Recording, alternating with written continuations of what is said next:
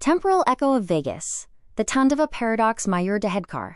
Chapter 1. The Desert Wind. The wind, which once carried the sweet scent of sagebrush and fell on the ear like light conversation, now growled like a ghostly howl over unfamiliar, lifeless terrain.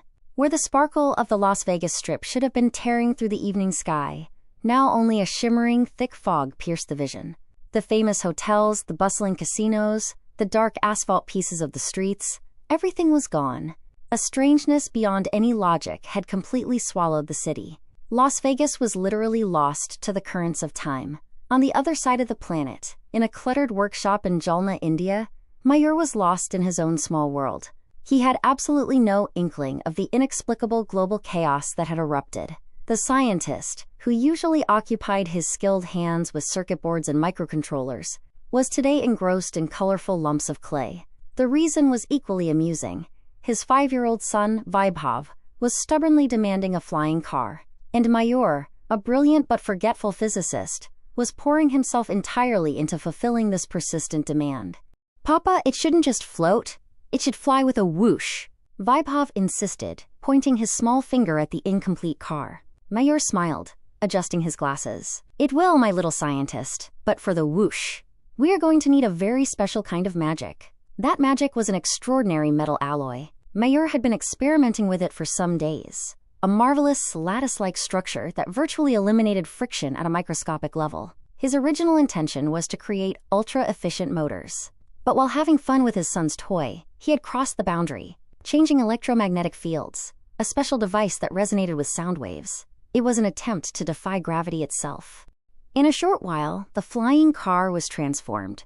A patchwork of old parts, shiny metal pieces, and inside, a small, pulsating energy core. An unusual toy was born. As Mayur pressed the button, a faint, shimmering curtain spread around the car. It didn't just float, it began to dance in the air, keeping a rhythm discordant with time. Vaibhav jumped for joy and shouted, "Papa, look, it's really flying." But a worry clouded Mayur's eyes. The reddish digits on the clock on his table had suddenly begun to tremble. Not just the digits. It was as if time itself was faltering. A fly circling near the car disappeared for a moment, and reappeared the next, but in a slightly different place.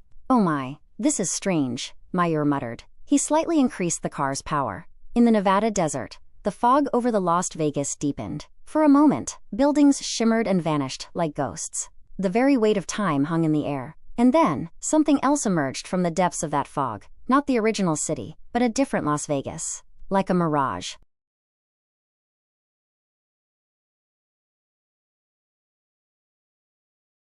Mayur was still engrossed in his measurements. How could such a small device cause such a time distortion? According to his calculations, space-time itself had been compressed here. Time was squeezed and stretched. This was not a discovery, but a disaster that shook the foundations of the world. And he realized all this because of a small child's toy. The next morning, news headlines flooded in. Las Vegas vanishes. Time distortion in Nevada. A lost city instead of a living one. Initially, no one was ready to digest the news. But immediately, more bizarre headlines began to appear. Ghost City appears. Vegas seen like a mirage. The faint satellite images no longer showed an empty desert spot, but a blurred glimpse of a different city. Mayur watched the screen, taking a sip of tea. He felt a chill. The news, the photographs, everything pointed directly at him. His experiment hadn't just made Las Vegas disappear. It had torn a doorway to a parallel timeline. And the city that emerged from that doorway was not modern. Small buildings, old signs with dim neon, people in 1950s to 60s attire. Everything seemed lifted from the past. Mayur looked at the now inactive car near his son's bed. Had this toy, made for his son's laughter, caused such a global catastrophe? The memory of the flickering clock, the vanished fly, the strange measurements. Everything came together to form one terrifying picture in his mind.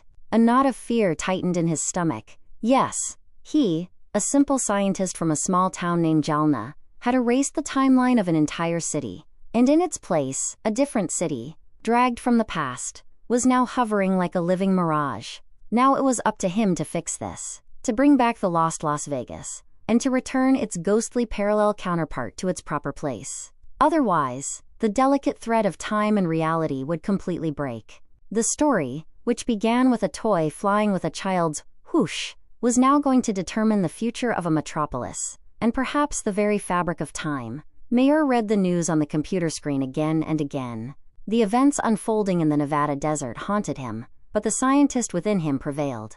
This must all be a coincidence, he muttered to himself. Still, the grim reality emanating from every headline was impossible for him to deny. Las Vegas was gone, and looking at the toy lying on his table, he realized that the origin of this disaster was right here. Outside, a wave of fear was rising in the world, and in Mayer's heart, a wave of guilt.